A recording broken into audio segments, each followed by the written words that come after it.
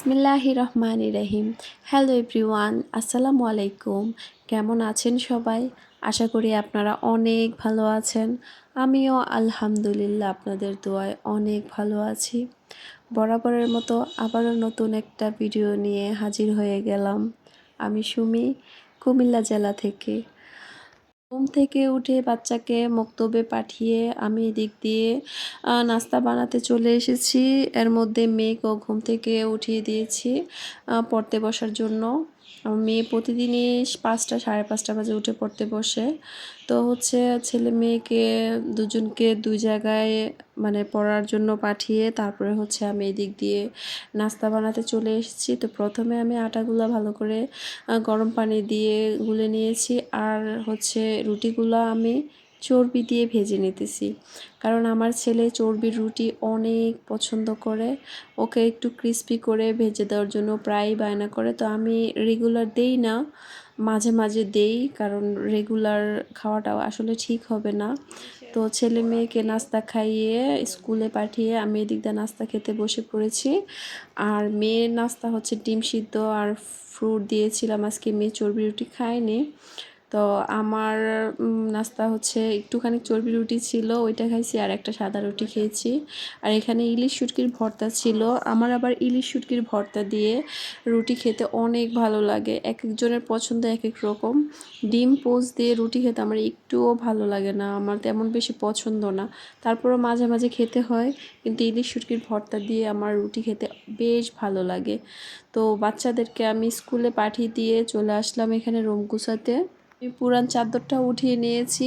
আর এখানে আমি আরেকটা পরিষ্কার ধোয়া চাদর বিছিয়ে দিলাম। বিছিয়ে বালিশ টালিশগুলা, তারপর কম্বলগুলো সবগুলো আমি গুছিয়ে রেখে দিয়েছি। আর এদিক দিয়ে টুকটাক করে রুমটা গুছিয়ে নিলাম। এখন ঝাড়ু দেব পুরো বাসাটা, কারণ সকালবেলা ভাইগোর ঝাড়ু না দিলে নাকি ভালো না, ছোট থেকে জেনে এসেছি। তো আমি ঘুম থেকে উঠেই সবসময় ঘর দুয়ার ঝাড়ু টাড়ু দিয়ে একদম ক্লিন করে তারপরে কিচেন রুমে যাই। কিন্তু আজকে কিচেন রুমের কাজটা আগে শেষ করছি, তারপরে রুমটা গুছাইছি। আজকে একটু বিপরীত হয়ে গেছে। তো যাই হোক, তারপরও এদিক দিয়ে এখন রুম গুছিয়ে তারপরে রুমে একটু রুম স্প্রে দিয়ে দিয়েছি। আমার কাছে এই লেমন রুম স্প্রেটা খুব ভালো লাগে স্মেলটা। রুমের ভিতর থেকে যদি ভাবসা গন্ধ আসে আমার কাছে বিরক্ত লাগে। তো রুম স্প্রে দিয়ে রুম টুম গুছিয়ে আমি ফ্রিজ থেকে মাছ নামিয়ে ভিজিয়ে তারপরে চলে গেলাম একটু বাহিরে বিকাশের দোকানে।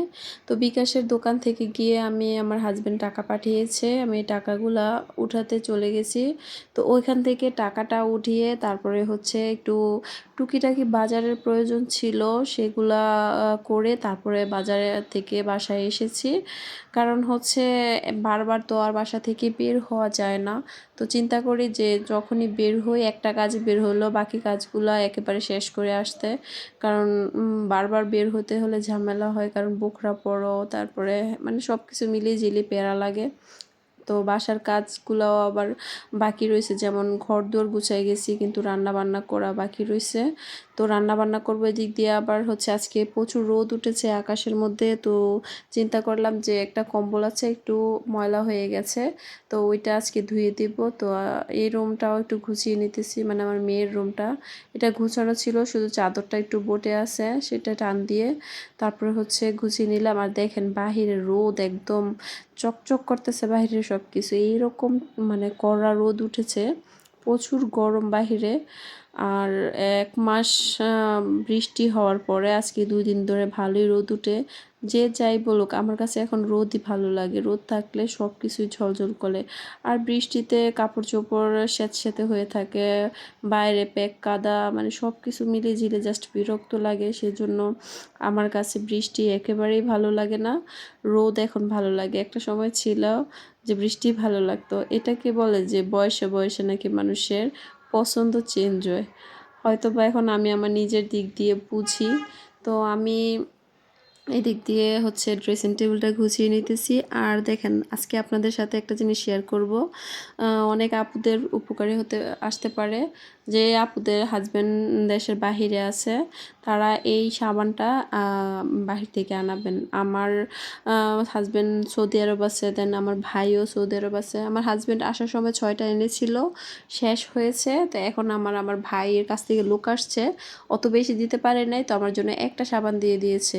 এটা হচ্ছে সিল্কা পাপায়া সোপ। মানে এটা বাংলাদেশের প্রাইস মনে হয় 750-800 টাকা পড়বে। মানে সাবানটা এত ভালো, যাদের স্কিনে আপনার ছোপ ছোপ দাগ আছে বা হচ্ছে মানে ওই একটু মানে ওই যে রোদে পোড়া একটা ভাব আছে না, স্কিনে কিরকম একটা কালচে কালচে ভাব থাকে, বা হচ্ছে স্কিনের ময়লাটা দূর হয় না অনেক সময় ফ্রেশ ওয়াশ দিও, তো তাদের জন্য এই সাবানটা একদম মানে 100 থেকে 100। কারণ এই সাবানটা দিলে স্কিন যেরকম ব্রাইট হয়, দাগ রিমুভ হয়, স্কিন টান টান হয়। মানে সাবানটা যে কী রকমের ভালো, যা বলে বোঝানোর মতো না। বাংলাদেশে এটা অনেক খুঁজছি, অনলাইন অফলাইনে, বাংলাদেশে কোথাও পাইনি। আগে একটা সময় পেয়েছিলাম আরও 5-7 বছর আগে, কিন্তু এখন নাই। তো আমি এটা সৌদি আরব থেকে আনিয়েছি। আর আজকে টাইটেল এবং থাম্বনেল দেখে তো আপনারা বুঝতে পেরেছেন যে আমি কি বিষয় নিয়ে কথা বলবো। প্রতি মাসে মধ্যবিত্ত সংসারের বউ হয়ে কিভাবে আমি 200 টাকা করে জমাই, সেটাই আপনাদের মাঝে শেয়ার করব। এই যে দেখতেছেন এই আটার প্যাকেটগুলা, এখানে প্রত্যেকটা প্যাকেটের মধ্যে হচ্ছে 2 কেজি করে আটা। হ্যাঁ, আর এটা হচ্ছে সেনা আটা, মানে সেনা সদস্যদের এখান থেকে যে আপনার রেশনগুলো আসে না, যারা সরকারি চাকরি করে, ওই আটা। তো হচ্ছে আমার পাশের বাসার ভাবি আর আমরা দুজনে প্রতি মাসেই আপনার মনে করেন যে এই আটাগুলা আনা হয়। মানে আমি 4 প্যাকেট এনেছি, আমি 1 প্যাকেট খুলে ফেলেছি। তো প্রতি প্যাকেটে 2 কেজি করে হলে এখানে আমি 4 প্যাকেট আনছি 8 কেজি। 8 কেজি আটার দাম আসে 500 টাকা। তো ওই জায়গার মধ্যে আমি আটাগুলা এনেছি 300 টাকা দিয়ে, যেহেতু রেশন একটু কম দরে বিক্রি করে ফেলে। তো হচ্ছে এখান থেকে কিন্তু আমার 200 টাকা সেভ হয়েছে। আর এই সেভটাই কিন্তু আমার প্রত্যেকটা মাসে 200 টাকা করে সেভ হয়। আমি এই 200 টাকা অন্য কাজে লাগাতে পারি বা আমি রেখে রাখতে পারি। তো এটাই আপনাদের কাছে আজকে আমার শেয়ার করা, যে বুদ্ধি করে আর একটু টেকনিক করে যদি সংসার চালাতে পারেন, তো মাস শেষে প্রতি মাসের খরচের টাকা থেকে আপনি অনেক টাকা সেভ করতে পারবেন, বা বছর শেষে আপনি লাখপতি হতে পারবেন। সামান্য টেকনিক আর বুদ্ধির প্রয়োজন। আপনার সংসারটা আপনি নিজেই চাইলেই বেশি খরচ করতে পারবেন, চাইলে আবার কম খরচ করতে পারবেন। এটা আপনার নিজের কাছে সব কিছু। তো হচ্ছে আমি এই আটা প্রতি মাসে আমার এই 8 কেজি আটা আপনারা মনে করেন যে এরকমও হয় যে 1.5 মাসও চলে যায়। তো আর আমার বাসায় আমরা আটা রুটি খাওয়া হয় বেশি, রাতেও খাওয়া হয়, সকালেও খাওয়া হয়। তো আমি 500 টাকা আটা আমি 300 টাকা দিয়ে নিচ্ছি, আমার এটা কিন্তু প্রতি মাসে 200 টাকা করে সেভ হচ্ছে। তো আমি বাজার থেকে এই থাই পেয়ারাগুলো এনেছি। থাই পেয়ারাগুলো আজকে একটু দামে কম পাইছি, এই জন্য 2 কেজি নিয়ে এসেছি। মূলত থাই পেয়ারা সবসময় 80 টাকা কেজি থাকে, তো আমি 70 টাকা কেজি আনছি 2 কেজি। আর হচ্ছে কলা এনেছি, তারপরে হচ্ছে গিয়ে টক দই এনেছি। টক দই তো আপনাদেরকে ফার্স্ট টাইম দেখালাম, আবার একটু দেখিয়ে দিতেছি। এই হচ্ছে টক দই, এই যে এটা হচ্ছে টক দই, আধা কেজি করে টক দই কিনে এনে খাই। আর হচ্ছে এখানে আমি 40 টাকা কেজি আধা কেজি লেবু এনেছি। তো এই হচ্ছে আজকের বাজার। তো আমি আমার সংসারগুলো না এইভাবেই, আমার যখন যেটা আমি দেখি যে না 5 টাকা 20 টাকা মানে একটু কম, তখন আমি ওই জিনিসটা নিয়ে আসি। এই যে 10 টাকা 20 টাকা করে প্রতি কেজিতে যদি থাকে, আপনি মাস শেষে এগুলো আপনি আলাদা রাইখা টাকাগুলো একটা বক্সে বা আলমারি ড্রয়ারে রাইখে দেখেন, একসাথে হিসাব করে যে আপনার অনেক টাকা সেভ হচ্ছে। আসলে এটা মানে চোখে দেখা যায় 10 টাকা 20 টাকা 50 টাকা, কিন্তু এগুলো যদি আপনি সপ্তাহে 2-3 দিন পর পর এক একটা বাজার থেকে যে টাকাটা সেভ হয় এটা একসাথে রাখেন, আপনি মাস শেষে দেখবেন যে না আপনার অনেকগুলো টাকা সেভ হয়ে গেছে। তো আমি এখানে ট্যাংরা মাছগুলো কেটে তারপরে হচ্ছে ভাজি করে নিয়েছি। আর আজকে কিন্তু একদম সিম্পল রান্না। বাসায় একটা দুইটা করে অনেক রকমের সবজি ছিল, যেমন এখানে দিয়েছি 2টা কচুর ছড়া, একটা আলু, তারপরে হচ্ছে একটা বেগুন, তারপরে বরবটি, তারপর হচ্ছে একটা পটল, মানে একটা দুটা করে ফ্রিজে সব সবজি রয়ে গিয়েছিল, সবগুলা দিয়ে আজকে আমি ট্যাংরা মাছ দিয়ে রান্না করতেছি। আর মানে আমার মেয়ে দুপুরে টিফিনে এসে এই তরকারিটা খেয়ে এত পরিমাণ প্রশংসা করেছে যে আম্মু অনেক মজা হয়েছে। আর এটা মজা হওয়ার কারণ হচ্ছে মিক্সড সবজি আর সাথে হচ্ছে ট্যাংরা মাছ। আমার ট্যাংরা মাছগুলো কিন্তু নদীর ছিল, আমাদের এখানে যে বড় নদী আছে ওই নদী থেকে একদম তরতাজা লাফাচ্ছিল, একদম জেতা মাছগুলো ছিল। তো এই জন্য তরকারির টেস্টটা দ্বিগুণ বেড়ে গেছে। আর হচ্ছে দুধওয়ালা এসে দুধ দিয়ে গেল, এখন বেল বাজে, এখন কয়টা মানে 12টা বেজে গেছে।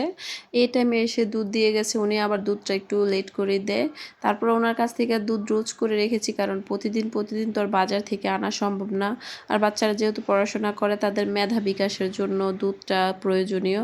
আমার মেয়ে রাতের বেলা ভাত টাত কিছুই খায় না, 1 গ্লাস দুধই খায়, ও খাবার তেমন বেশি খেতে চায় না। তো দেখেন আমার কিন্তু মানে তরকারিটা রান্না হয়ে গেছে, কালারটা কিন্তু খুব সুন্দর এসেছে আর খেতেও অনেক মজা হয়েছে। আর আপনারা জানেন যে নদীর মাছ দিয়ে যেটাই রান্না করুক মানে অন্যরকম একটা টেস্ট আসে, নদীর মাছের মধ্যে অন্যরকম একটা স্বাদ থাকে। আর আরেকটা জিনিস তো আপনাদের সাথে শেয়ার করতে ভুলেই গেছি, আমি যখন মানে বাহিরে গেছিলাম টাকা উঠাইতে, আসার সময় এই টু পিসটা কিনে নিয়ে এসেছি। দেখেন তো কেমন হয়েছে, মানে কালোর মধ্যে সাদা। আমার কিন্তু সাদা কালো দোনোটাই খুব পছন্দের কালার, মানে সাদা হচ্ছে বেশি পছন্দ আর কালো কালার হচ্ছে আমার হাজব্যান্ডের পছন্দ। মানে আমার হাজব্যান্ড এ পর্যন্তকালে মানে আমাকে মানে একটু ব্র্যান্ডের বা একটু দামের মধ্যে যে কোনো জিনিসই গিফট করেছে সব কালোই।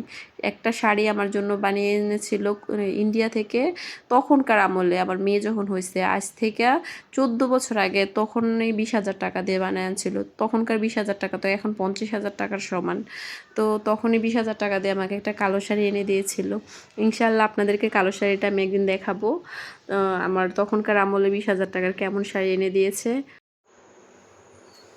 এখন বাজে রাত 1টা, এমন ক্ষুধা লেগেছে বলে বোঝানোর মতো না। ঘুমাইনি যে, সেজন্য কি খাবো কি খাবো পরে দেশি মালটা ছিল সেটা নিয়েছি খাওয়ার জন্য। মিষ্টি আছে,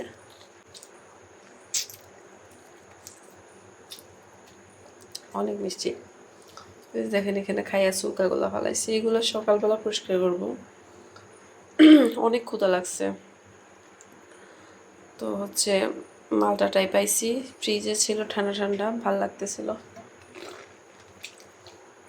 রসালো দেশি মালটা, এটা দামও তেমন বেশি না, ওই মালটা তো 350 360 টাকা কেজি, আর এটা হচ্ছে আমি 150 টাকা কেজি কিনে এনেছি। মিষ্টি মোটামুটি খুব ভালো আর রসালো, অনেক রসালো।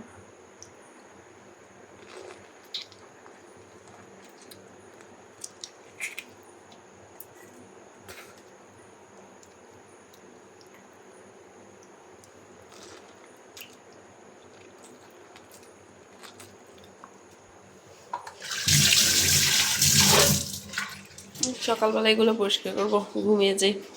জাম্বুরা টাইনে রাখছি কবে, খাওয়ারই সময় পাইতেছি না, এত ব্যস্ত থাকি সারাদিন। কিচেন রুমে লাইটটা অফ করে ফেলি। ছেলে মেয়ে ঘুমাইতেছে রুমে, আর আমি হচ্ছে এই রুমে ঘুমাবো। তো সবাই ভালো থাকবেন, গুড নাইট।